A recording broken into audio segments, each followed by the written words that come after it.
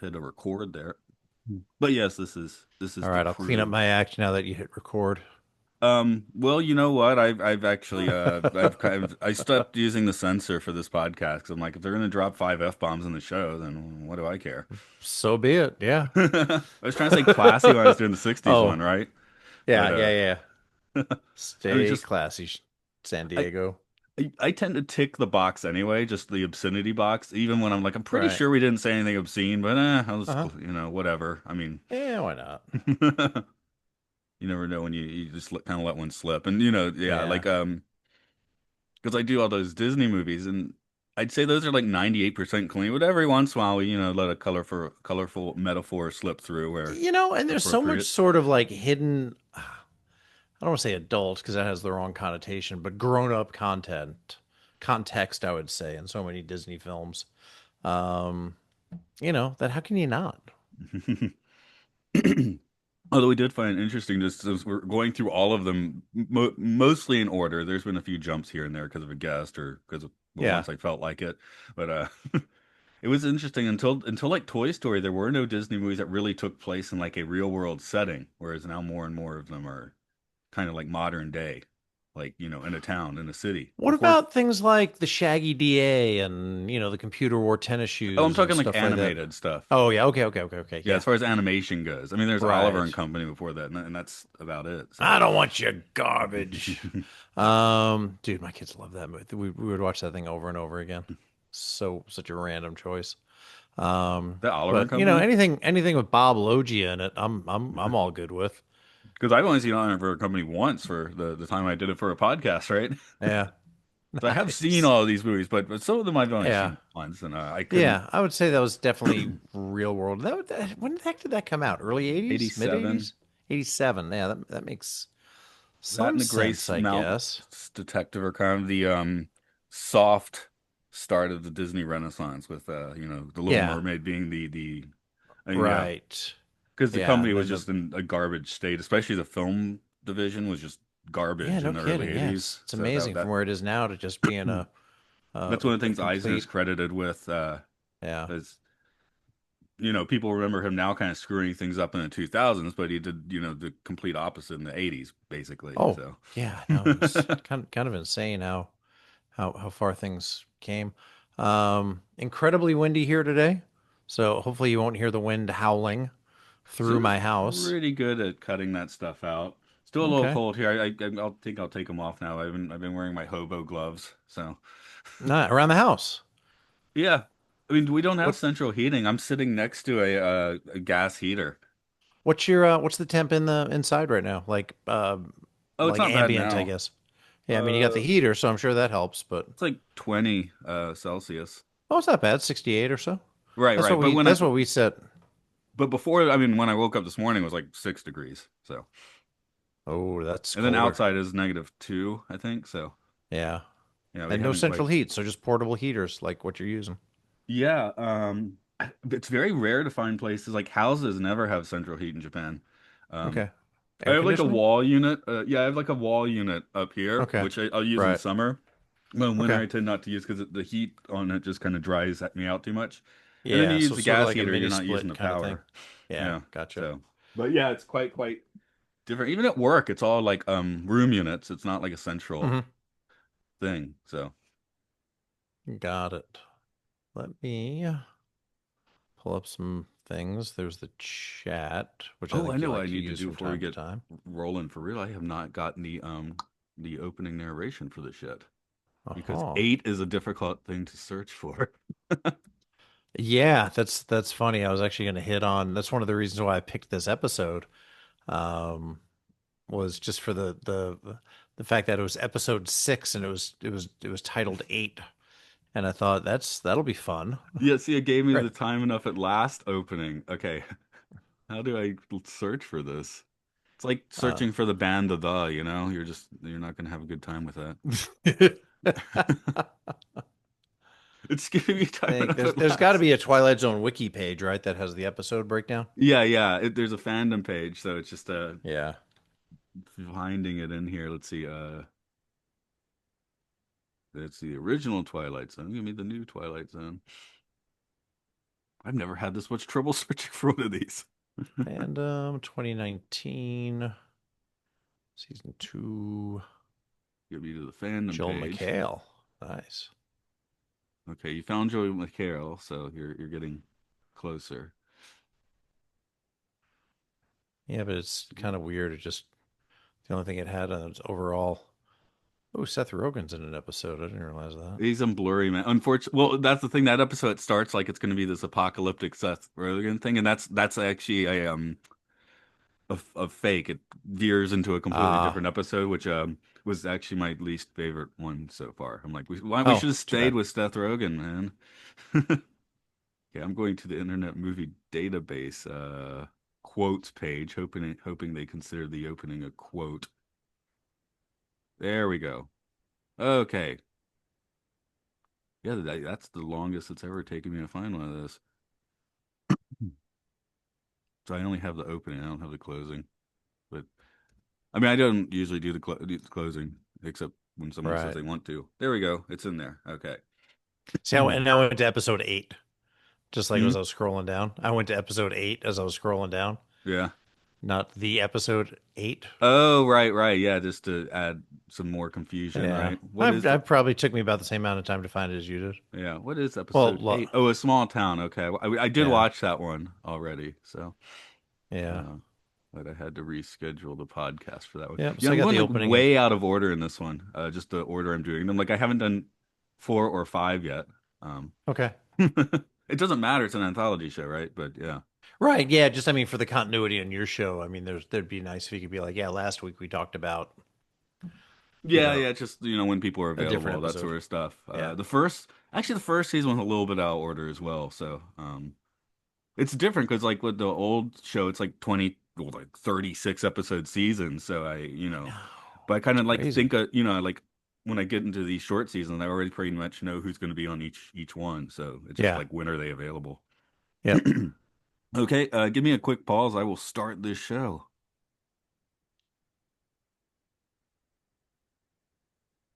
Hello, welcome to Time Enough Podcast, where we go troweling through all the episodes of the Twilight Zone, deep diving into the Antarctic waters. This is Matt here. Over there, it's Mike Richards coming back from doing mission log to Orville. Some other stuff. What? Yeah, have you been casting much recently, or is this your? I did a little bit of Mission Log Live covering for John Champion over the summer. That's a few months ago now. And a few turns as one of the Roddenberry repertory players for Genealogy, which is fun to do a little old timey voice acting. So that is fun. Ted season two, we did a limited series called Talking Ted last year, with Seth MacFarlane's foul mouthed teddy bear on Peacock. Decided not to do that this year. Just the workload, just a little bit too much across the Mm. across Roddenberry podcasts. But we are going to do something with our patrons on our Patreon page on Tuesday nights. We're going to just kind of do almost like a Talking Ted live kind of Is the season program. 2 out for that now? Yeah, season two dropped about a week ago or so. Okay. Yeah, so some people were asking if we were going to cover it, and I was like, yeah, we really weren't gonna. But then I talked to Jess and I said, hey, if you want to do, we have kind of like a Tuesday night, show du jour rewatch slot. So I think we'll do that and just kind of treat it like a Talking Ted live. Yeah. It is amazing how shows just, well, when I'm going to get to the trivia for this episode, I'm like, seriously? There was a Turner and Hooch reboot TV show? That's insane. A little preview of the trivia for this one. Yeah, that's kind of funny. Some of the things that when I'll do a deep dive into a franchise, I'm like, animated series, 13 episode live action series. Interesting. Never knew those things even Chris Carter existed, but now I restarted the must see them. X-Files 3 times and they were all bad. Yeah, yeah, yeah, yeah, So yeah, that's the nature, especially not living in the States. I guess that's compounded. So, like this Twilight Zone, I probably knew it existed 2 years after it aired. I certainly didn't know when it aired that it existed, but yeah. yeah. I was watching them in real time. I think my kiddos turned me on to them. And yeah, I do remember catching Oh gosh, probably about half of them when they were out. But you just talk about like Mandela effect or misremembering things. I 100% remember the show being an Apple original, like an Apple TV original. It was not. It was Paramount Plus. Right. Or I guess it was still CB, whatever they were calling the Yeah, yeah, CBS yeah, thing at the CBS time. All Yeah. Access. Or as they called it in New York, Channel 2 All Access. Uh, but it was my New York fans will get that. Friends will get that, I should say. Japan keeps it Yeah, simple, just like Amazon. You stream off Amazon. yeah, I know. I don't And know, I'm I guess kind of it's doing that more and more as like Amazon Prime's sort of becoming my hub, and then I'll add subscriptions to it. but, yeah, today we're looking at eight, which is episode six, which is that's confusing. And Yeah, and our patrons are probably hearing us like try and search for information on this episode as it's which it's kind of hard to do. Eight for not tentacles. I saw easy to somebody do. saying there's eight characters if you count the narrator, but that seems like a kind of dumb thing to do. That is kind of a dumb thing to do. Although I saw Jordan Peele was listed as the narrator in the credits, which I don't think Rod Serling was ever credited as the narrator on a I don't. screen, was he? I mean, it's probably legal stuff. I don't think he was, but Yeah. yeah. But I Um, will say, if it's not too early to talk about it, the very meta documentarian with the Serling voice was right. fantastic. I enjoyed that. I actually didn't put him in my trivia, but that was Mark Silverman, who was in the episode Blurry Man, where they reconstructed a digital Rod Oh, Serling. no way. His Yeah. part being the voice, someone else Uh, being the face, someone else being the body, and apparently he's the only officially sanctioned Rod Serling not interpreter impressionist like really? sanctioned by Okay. the Serling family.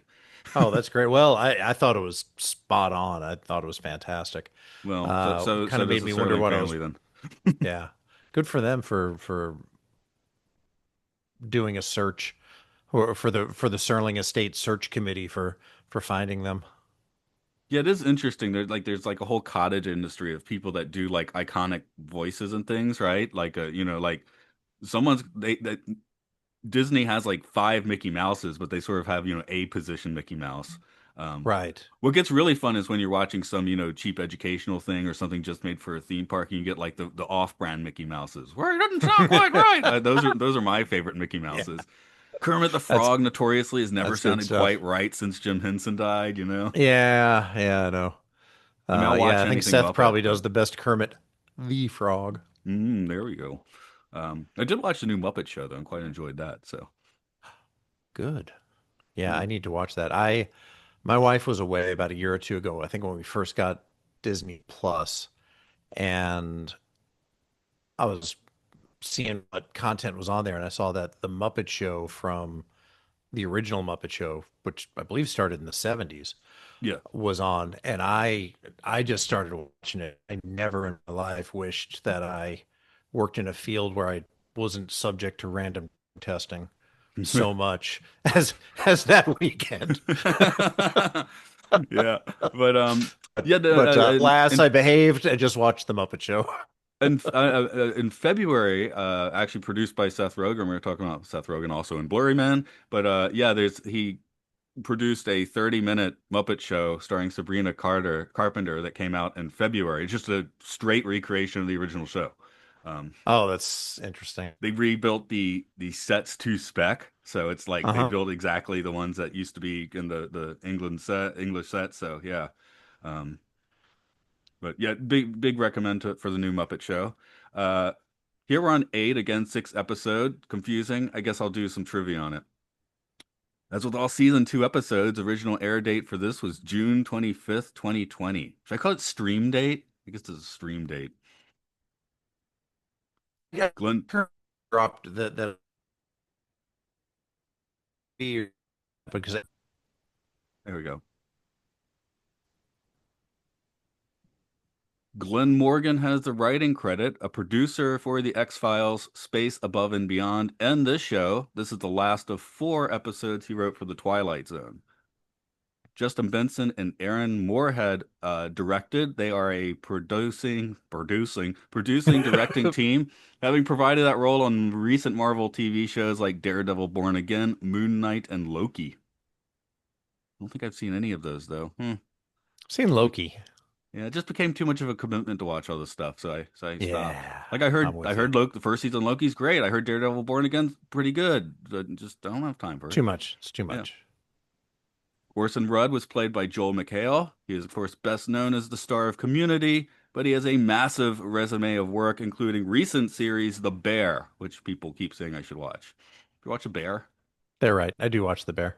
Okay. Nadia Hilker played Channing Carp. She can also be found as a regular on later seasons of The Walking Dead. Michelle Ang played Ling. I guess she does know English, seeing as she's provided voice work to more than 40 episodes of Star Wars The Bad Batch, another show that I can't muster up the commitment for. Uh, Larry was played by Tim Armstrong. While he has a few scattered acting credits, his claim to fame is as the frontman for the band Rancid.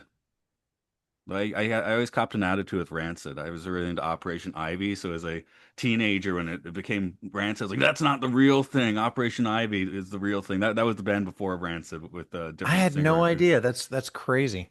I think the Yeah. singer died or something, and then yeah. Yeah. So I mean, it wasn't like yeah, there was no real reason for me to cop an attitude about Rancid, except I really liked the Operation Ivy band. Do recommend listening to their stuff. You can go on YouTube, and I think they only have like 60 minutes of music total. So. Well, That's they perfect. did an EP and an album, and that was it, I Yeah. think. uh, Brandon J. McLaurin was Frisch. He's a TV guy who has appeared on series like The Rookie and the Turner and Hooch reboot series, which I had previously mentioned. As oh my There you God, go. why does that even exist? Now that was the Tom Hanks film.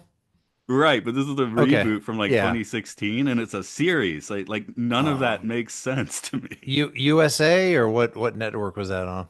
Oh, I didn't really get that deep down. I was Okay, just no, kind of like it's Turner and Hooch. That's that's weird. yeah, Turner and because I do regularly get that movie mixed up with Canine with Jim Belushi. Oh yeah, yeah, yeah. Okay, here we go. A 2021 series. It has the same poster. No, it has the same poster, but with Josh Peck as the star. Okay, they did a very good job recreating the poster from the original movie, at least. Good. Um, 6.6, 12 episodes. Yeah, I don't know. Yeah, it's a thing. Yeah, I mean, I got to watch that Star Wars show and those Marvel shows before I get to the Turner and Hooch reboot, don't I? So, if you could go ahead and quickly give us that open, or slowly if you feel like it, but the opening narration. Thank you, sir. Yeah, I don't know what I would do to my and to mimic this one. It's read very straightly by Jordan Peele. At the bottom of the world, a group of scientists is about to encounter an entity of vast intelligence. What they are about to learn will go further and deeper than anything that they hoped to learn. Beyond science, beyond fear, beyond humanity, in the Twilight Zone. Okay. Yeah, that is a guests who have been on previous iterations of this podcast are always confused now because like, well, I was doing a Rod Serling impression, and this Yeah, I one's kind of extra felt that coming confusing out because just a there's little also bit. yeah, and this one's also confusing because there is a Rod Serling impression in the I episode. So it's know, like, yeah, what? which it seemed like he was because at first I thought it was a made up episode of the Twilight Zone. And then I was like, no, no, no. This is just an undersea documentary that's being narrated. Apparently, there Oh, was an undersea documentary that Rod Serling did narrate in the 70s okay. or something, but Right. they didn't use that audio for whatever reason. So, Yeah. whatever. I don't know. Somebody was being cheeky and having fun, I guess is what's going on. I loved it. Yeah. Oh yeah, certainly no problem with it. Yeah, you ever go looking at like YouTube videos of like, weird places to live, like Antarctic bases, or things like that? That's kind of one. No, but I mean, there's so many like, video games with that Antarctic setting or, like I'm thinking about Extermination or just like, well, I guess like the thing John Carpenter's The Thing was Arctic, right? And The Thing from Outer Space, those were like Uh, North the, Pole. the the thing from outer space is Arctic. The Huh. thing is Antarctic. Dude, bravo. Bravo for knowing that distinction. Well, I did both of the movies for a podcast close to each other a few years ago, which actually was the first time I'd seen both of them. I had never seen a Carpenter's thing until about Okay, 5 years yeah, I ago. saw that. I saw that in the theater. How did you feel in the theater when you saw it? Just out of curiosity. Well, I think I was like 10, so it was probably just felt like it was pretty cool to be going to see a grown-up movie with my dad. Yeah, that was just an interesting movie because when it came out, it was a critical and commercial failure. It wasn't just it made money. Right. People were like, it's one of the worst movies ever made. And then Yeah. in the late 90s, they put out like it was one of the first like kind of special edition DVDs. And at that time, everyone was like, wait a minute, this movie's really good. And that's where Yeah. it kind of became a classic. So it has What spent what 15 gives? years as being like Yeah. one of the worst movies ever made. And now it's considered to be like one of the best movies ever made. So big turnaround John. there. Yeah. Um, but no, if I see something like how do you live on an oil rig or something, I'll click that video and check it out. So Yeah. I do find it fascinating how I don't want to live there. I don't want to live on the oil rig. I just want No, to see. but it's interesting, Yeah, I don't right? want to sleep in a Yeah. weird coffin thing and on the ship.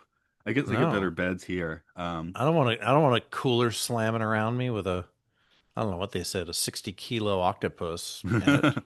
They did No. repurpose a few sets from last season. We had a spaceship last season, and a few of those sets, I think, especially the sleeping quarters here, is Well, repurposed it's from weird that. because when I went through it the first time, because I watched it twice, I was like, okay, they're in some kind of like underwater thing. And then when I watched the second time, I'm like, I don't know. They're in a tent with a hole cut through the ice.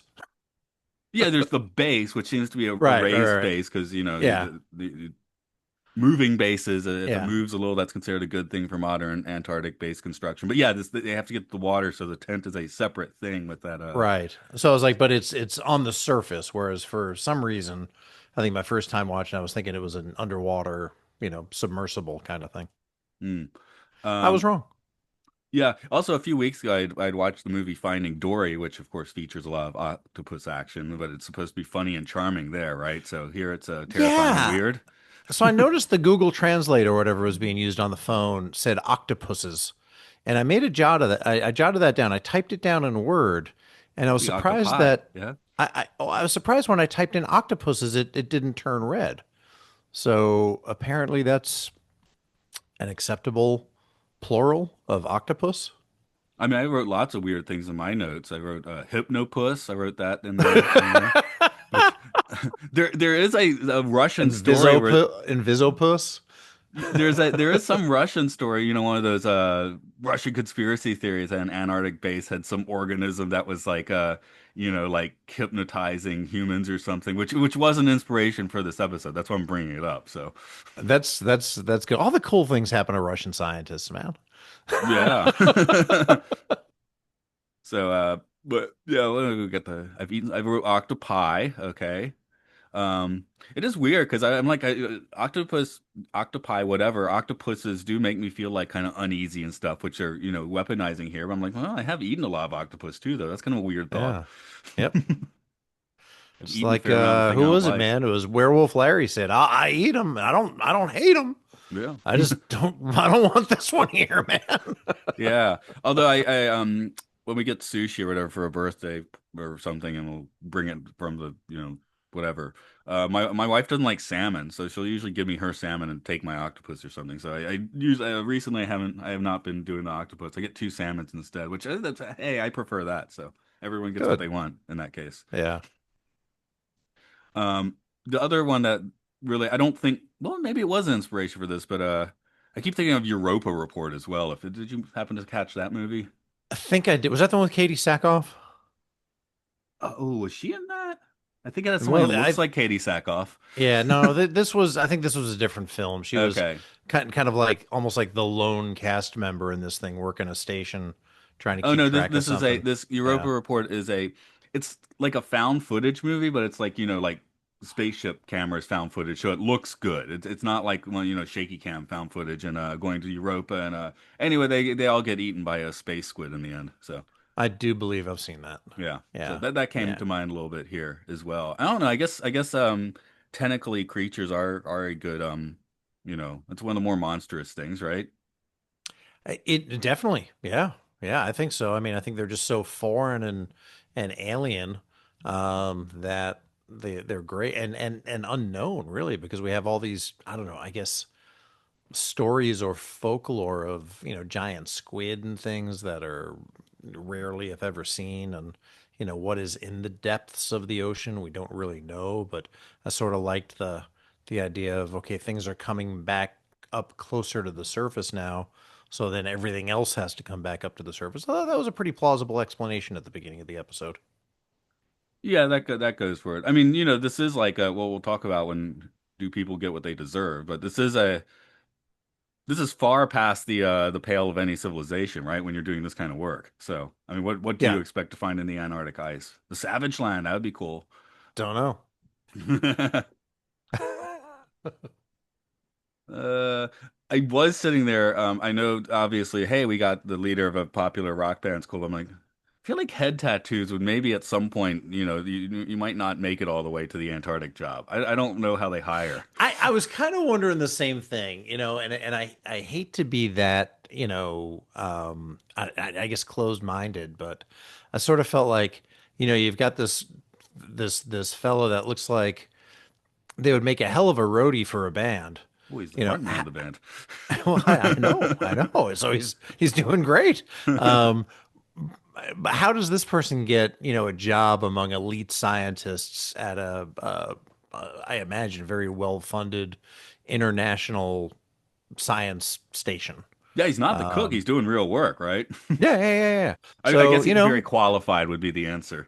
yeah. He's very good at what he does is the answer. Yeah. And don't So judge a book by its cover. no, no, of course not. But yeah, it's just a little bit of a standout when you're doing that.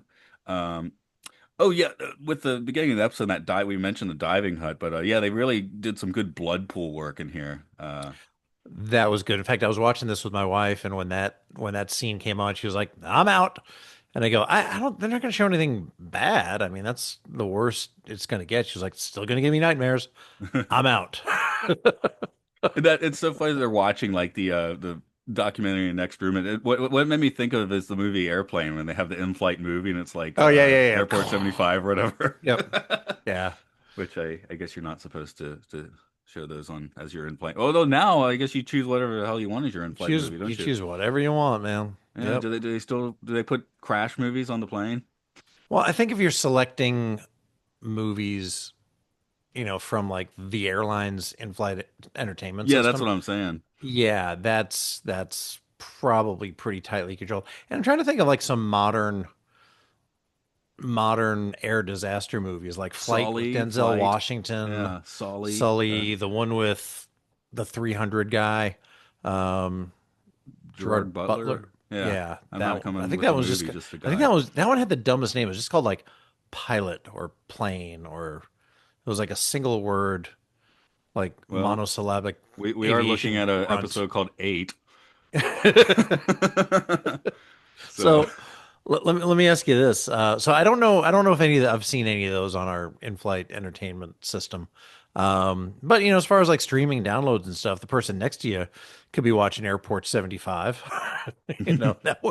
That would be, yeah. Oh, yeah. I mean, I'm sure totally, people do that ironically because it's funny, yeah, and they brought their totally, laptop. yeah, that's totally feasible. Yeah. Um, yeah, yeah, that could definitely happen. The one guy's got like dank kush or something on this Antarctic station. He's smoking up like, oh, don't do that. You're too high. Maybe he's hydroponicking it. I'm like, how do you get weed to Antarctica?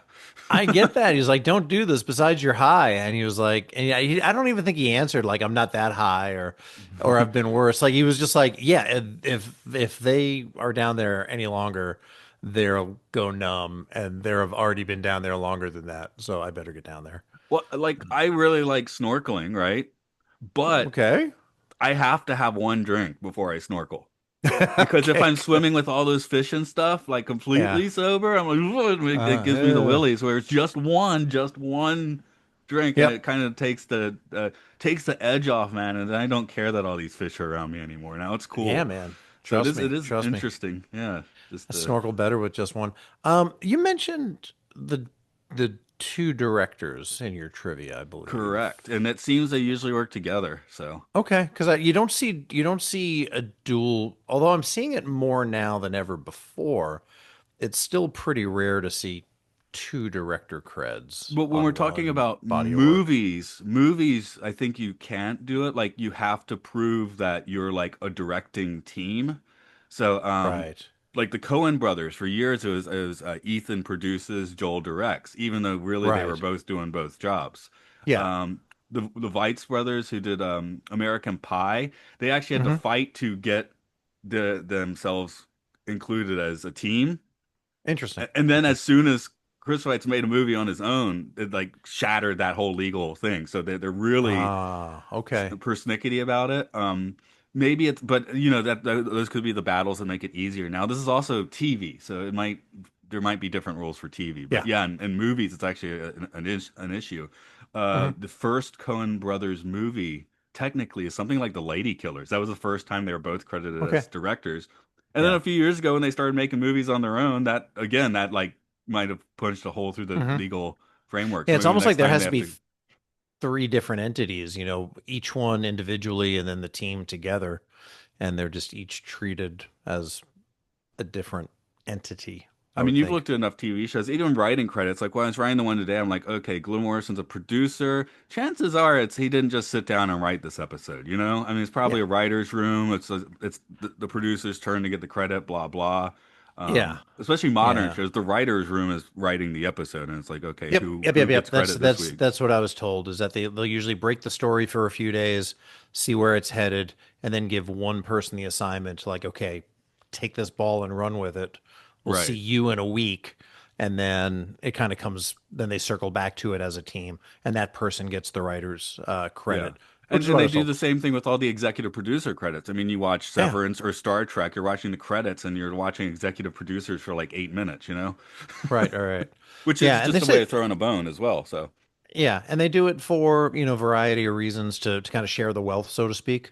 Because you can be in a writer's room your whole career and really never get a writing cred unless they share the wealth like that.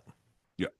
But I think that's what's going on with Hmm. well, not with the directors, more with the writers. I think I assume directors directed, but or this you go all the way back to old Hollywood where the composer of a movie has like a sweatshop in the back. They're not really composing all this Right. stuff. Yeah. So some of them were, but some of them weren't. Yep. Um, I guess we should talk a little bit about the intelligence of the octopi. So, this is a Hmm. nice compressed 32 minute bit of horror. How do you feel about the length of this episode? I felt like it was tight, man. I really did. There was not a lot of not a lot of downtime. The pacing I thought was really, really good. The tension was good. I don't think it would have gained by being longer. I didn't see any moments that I felt needed to breathe more or needed to play out a little bit more in my mind. I thought it was I thought they did a very nice job with this length. Yeah, it does seem that they definitely figured something out between season one and two about like all of these episodes are running 32 to 35 minutes so far, which Yeah. Yeah, it don't bloat wasn't the bogged thing. down with exposition. They didn't introduce a love triangle. There wasn't any filler that needed to be there. It was just kind of nice. I thought Um, Joel McHale he wasn't bad in this, but he was weirdly uncharming. Maybe just everyone's I have that as a note too. It says Mikhail is playing it surprisingly straight. yeah. And the character that he most reminded me of was Paul Reiser in the Alien franchise. Where they were going. I think they were going to try to get one of the xenomorphs That's for. basically what him and his compadre are up to, and then the Chinese are there for a slightly different reason, right? Yeah, yeah. They're trying to make all human, well, maybe not all humans, but the select humans better. Right, right. Which we should get to the. It is weird because this is like, oh, it's a tight, claustrophobic, like monster movie in 32 minutes, Yeah, right? But right. then the end is pretty wild. I mean, It really was. I mean, it wasn't, and to me, it was more of like just almost like a hard sci-fi story and not super Twilight Zoney, which always has like a little bit of like, dips into the metaphysical. This, I don't, I'm interested in your take because I felt like this was just more, kind of more hard sci-fi in my mind. But yeah. we'll get to that later. I I guess. think yeah, I think Twilight Zone dabbles in that sometimes. Yeah. But yeah, this probably is the most yeah because I mean I guess you could say like the super intelligent octopus or I mean that's not really supernatural. That's just a thing you found and you know Yeah, it's just a thing we didn't know about. and just at the end, what are they? They're basically spreading their genes, so all the octopus, it's kind of like Planet of the Apes, except it's Planet of the Octopus. That's kind of how I read the end of this episode. Yeah, so Planet of the Apes, and I think I'm you're talking thinking about the the reboot, modern right? James Franco Yeah, yeah. one. Yeah, where at the end that virus killed humans but made apes super smart. Um, yeah, same kind of thing. I mean that I guess that the one octopus. Sorry, I'll explain why I'm laughing in a second. Was able to mutate his own gene and then kind of spread it at the end. Um, so I'm thinking if we don't think the title eight is confusing enough, what do we call the sequel? Because the best thing I came up with was seven, and it, We're gonna go back seven. I think they made yeah, that already. because yeah, which would be confusing on so many levels, but There's also a that movie called Nine. yeah, so the octopus ain't exactly all eight tentacles anymore. So Mm. maybe 7.3? I don't know what you would call the sequel to this thing. Well, but it's spread. There's plenty of eight tentacled octopus that are now smart by the end of this episode, so we don't have to worry True. about this one too True. much. Yeah, Um, eight to the power of infinity. I guess it's something that happened, but yeah, having the one scientist who has to use a translator overwintering in an Antarctic base, I bet that sort of thing probably does happen, but I'm like, ooh, that seems stressful. That was interesting. I really thought that was interesting. And the found or the mislaid cell phone that sort of, gave up the plot to the Chinese scientist was interesting. Um, Werewolf Larry. If they had just this is like a how it should have ended. Just listen to Werewolf Larry, man. Because he was kind of like the John Goodman character in The Big Lebowski. He knew what was up. If you just listened to him, everything would have worked out fine. Yeah, but it's so hard to listen to Walter in The Big Lebowski, isn't it? Kind of is hard to listen to him, Well, it's one of but my favorite lines in any movie. It's not one of the more quoted ones from The Big Lebowski. Is you're not wrong, you're just an asshole. exactly. Yes, that's exactly right. Werewolf Larry was not wrong. He just had a tattoo on his head, and nobody took him seriously. Right. But it's interesting that he's the least actory of this bunch, and he was kind of the Yeah. one you notice the most, and that's including Yep. Joel McHale, who usually stands out. Yeah. So Again, this was not bad, 20. just subdued. Yeah. Yeah. Exactly. Yeah. Just sort of air out of off. It's good that he showed some range, right? You don't want to just play, you know, um, Jeff from Community at all times. But it was just like I said, it was just kind of surprisingly untalk soup like. I mean, that is a thing for an actor when you got your shtick. It's like, well, I want to do something else too. It's like, so how much of I Yeah. of my shtick can I keep in there while also doing something Right. else? How Um, how how far ahead of the conversation were you? I think the first clue that I had that something was up was when um they get pulled Joel into the blood McHale pool. was we're gonna save millions of lives. This is worth it. We're gonna help people. So it's like okay, he's reaffirming his some for some reason, maybe just being in the Antarctic Yeah, well, sucks, yeah, and you mentioned I've got to aliens, complain. so Yeah. I'm definitely having a Wayland Otani sort of situation here, Mhm. right? Like I assume that it seems they are coming on behalf of the shady company. When they said the ship, the rescue ship will be there in 3 days, I was just expecting somebody to blurt out, 3 days? We ain't gonna make it 3 stinking hours in here, man. Game over, man. Yeah, exactly. But then they had the longer conversation later that kind of like gave you the jig was up at that point as far as what we're doing. I hate it down here. What are you doing? I think she knows about us. You can never say anything to anyone. I won't say anything to anyone. It was kind of like the dialogue going back and forth between Channing and Rudd. Was that Joel McHale's name? Oh, it was Orson Rudd, maybe Yeah. Orson Rudd. I Okay. remember the Orson part because Okay. Orson is just a name that sticks in your mind, isn't it? Yeah. When you see one. Worked for I Wells. remember Rudd because they probably wrote that part for Paul Rudd because it was, kind of what Huh, how would Paul Rudd everybody be in likes. this episode? Just exactly like Paul Rudd always is, just awesome. Yeah, but I'm wondering if that would have like again, Mikhail is very much muting himself. Would Rudd have done that? Yeah. I don't feel like Rudd would do that. Yeah, it'd sure be likable. I know that. I was No, just hearing I don't remember what it was, but I think Paul Rudd did a voice for, as most celebrity actors end up doing a voice, but someone pointing out that he's not good for voice work because you really have to have the Rudd expression and stuff, right? It doesn't go as an he doesn't work as an yeah. isolated voice so well. I think that's good insight.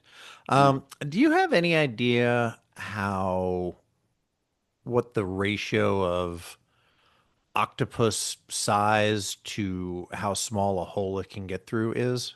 It's pretty intense. It looked pretty intense Yeah, I mean that's what you for get in this. Finding Dory as well, right? It's just Yeah, weird watching these in such close proximity, to yeah. be honest. So What did you think of the octopus effect, the special effects?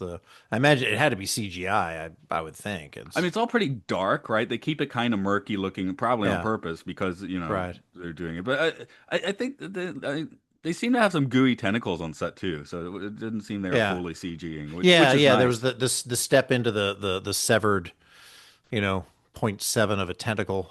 I think about is what I When they decided did on. the thing 2011 or whatever, one of the reasons I never watched is they were like, oh, the original thing was all the insane practical effects. So they did Right. that. They showed it, and then the execs were, no, we don't like this, and they had them like basically put CGI gloop on top of it all. So I've never really felt the urge to watch the movie. If a Oh no cut way. shows up where they took it off, took off the CG, maybe I'll be more game to watch it. But Yeah, but I thought the octopus worked. I mean, there was that did a lot of oftentimes, especially on like a streaming budget.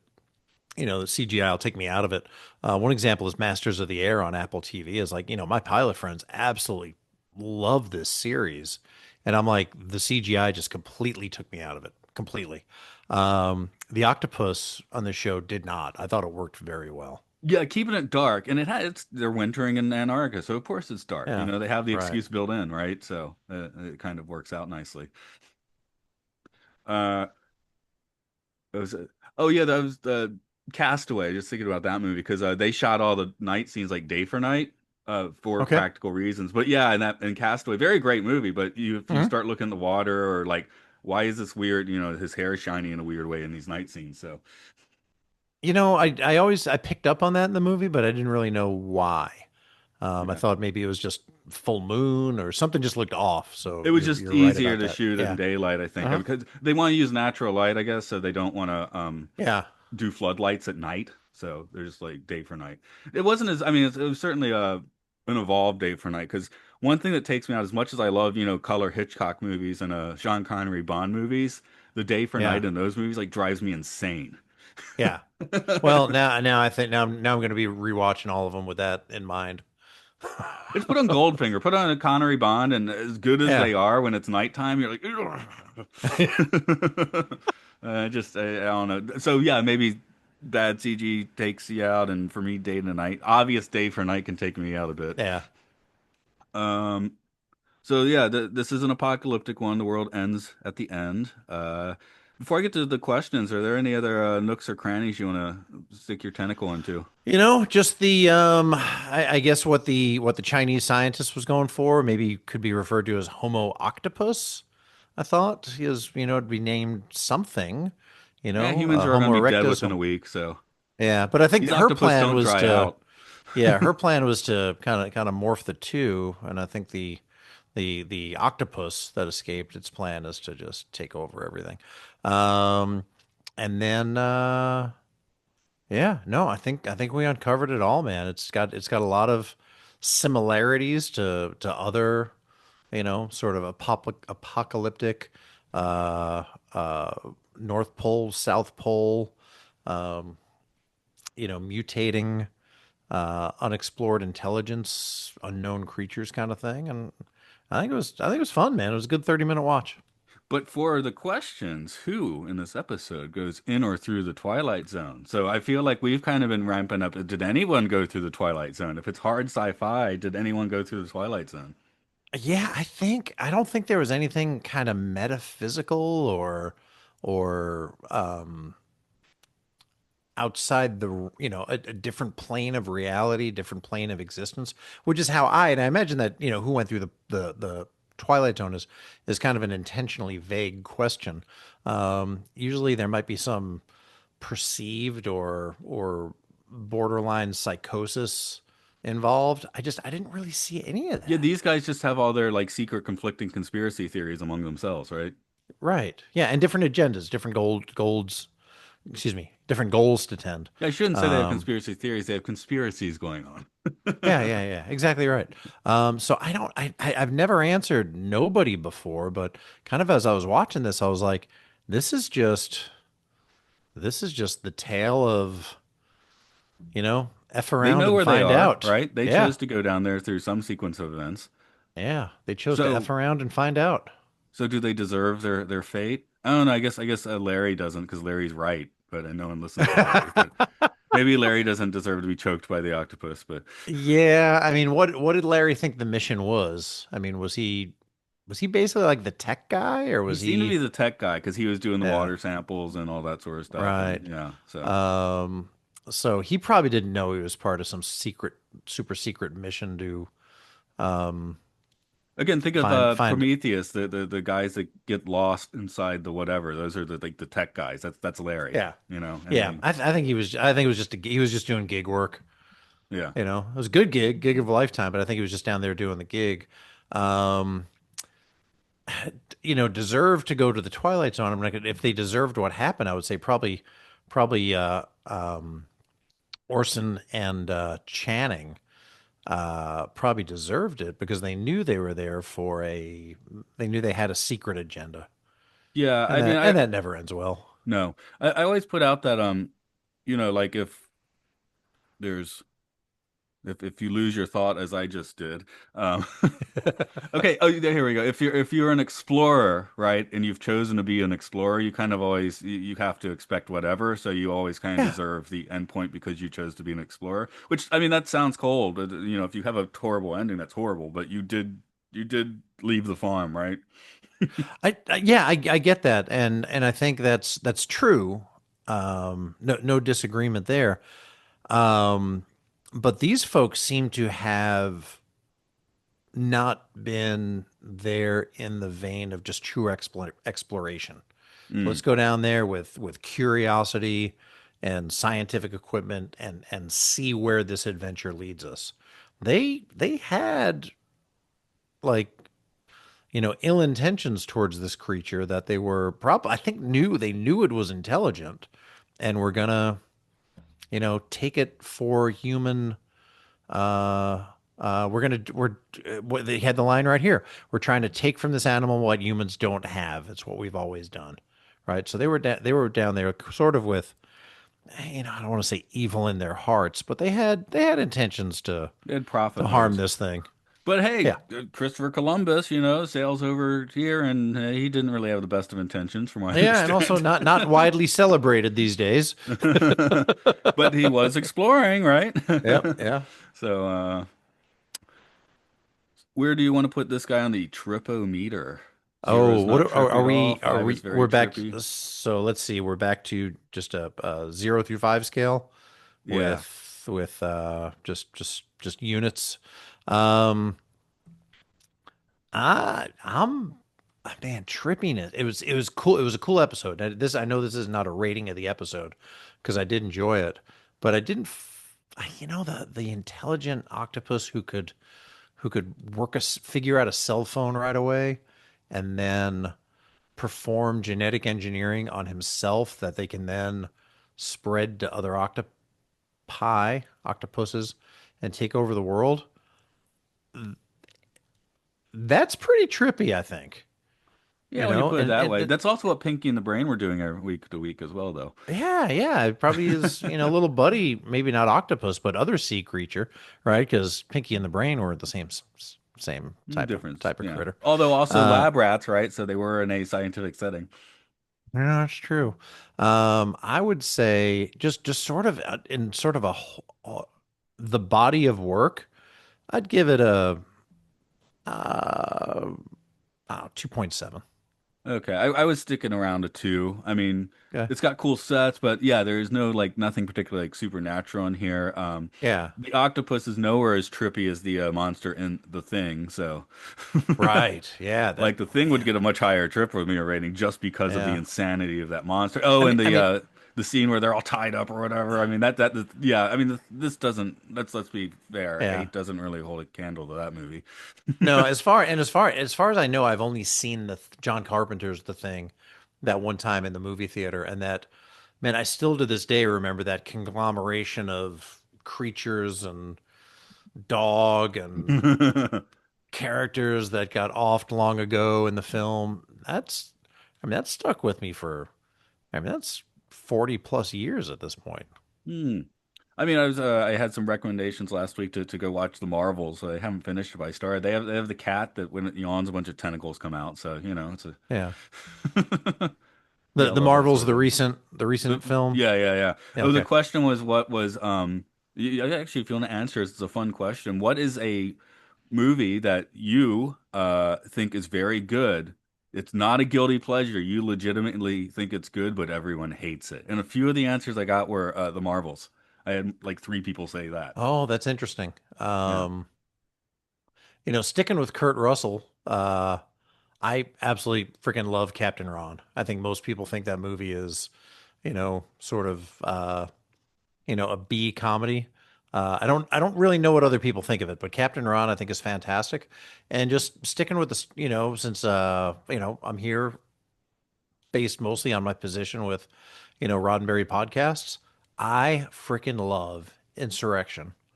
Oh yeah. The third and second last of the next gen films, and that movie's widely disliked, I mean, I'll watch Star and Trek I don't 5 on the drop understand. of a dime as well. So, Yeah, and I who don't knows? understand why. To me, that's my second favorite next gen film. Yeah, yeah. No, that one's. I think the argument with that one is usually just it was just a really long episode. I'm like, that's fine. That's I guess fine. if you're going to That's the theater, like I did see it opening night, so there's like the build up, and I didn't hate it yeah, the first time, but you are like, oh, well, that was that. yeah. Um, There's a lot of opening night cures a lot of ills, right? The jokes are all funnier. Everybody laughs. People applaud at the lines. There's sort of this mass hysteria that all the energy brings, and then but it maybe when also you has a limited scope, right? That movie has a limited scope, which I think is good. But we get to the point where, again, every superhero movie, the giant thing from the sky is going to destroy the world. What happened to just stopping a bank robbery? yeah, no, exactly. I agree with you 100%. I liked that the stakes weren't super high. It was just drawing the line in the sand to save a small group of people, like because that's who they said they are. That's what they think is important. I guess So that's this episode of Twilight Zone is kind of the opposite though, because it's very limited in scale, but the ramification of the episode is the end of humanity. So right. Yeah, if they just threw that thing away before it learned about gene splicing. don't teach your octopus gene splicing. Yeah, Don't that's the moral. moral for you kids, all right? When you're at an Antarctic station all winter, don't teach the octopus gene splicing. I guess we'll wrap this one up for today then. I guess once more, where are you having your TED Talks about the foul-mouthed bear? Oh, Not so the the Mission Log patrons channel. So patreon.com/Mission Log. You can join that group. Great discussions about Star Trek, about the Orville, about sci-fi through the decades, fandom of your choice. We get together almost every night and discuss different topics. Monday nights we cover on Mission Log Live, the latest episode of Star Trek to drop. In this case, we're in the nearing the end of the run of Starfleet Academy season one. Tuesday nights we talk about we just kind of do a rewatch. We've done different series in the past. It's just fan talk. We're going to start doing a TED series talk here in about 2 weeks, probably about when the show drops, I would think. And Wednesdays, we have a virtual convention hosted by our own Paul Harvath.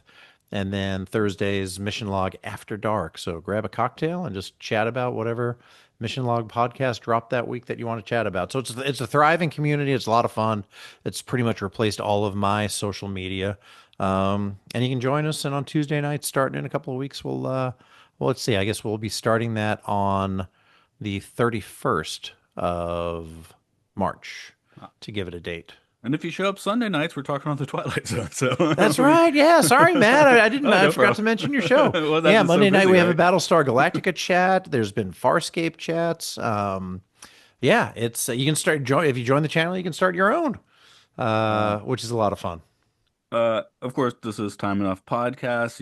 Do the things for that where you feel like it. Podcastiopodcastius.org is the website for all of our podcasts. Mike's sometimes there for Films and Filth, where we just got through the entire Fast and Furious franchise for some reason. Now we're getting back to our list of what are supposed to be very high rated and lowly rated movies. Uh, and we call it Disney. We mentioned that. We just did our Finding Dory episode. If you haven't had enough octopus talk, so yeah, do that and yeah, support your local octopus. I don't know, talk nice to the octopus. Maybe it'll be nice to you. Yeah, maybe you can collaborate instead of like try to extinct each other. Yeah.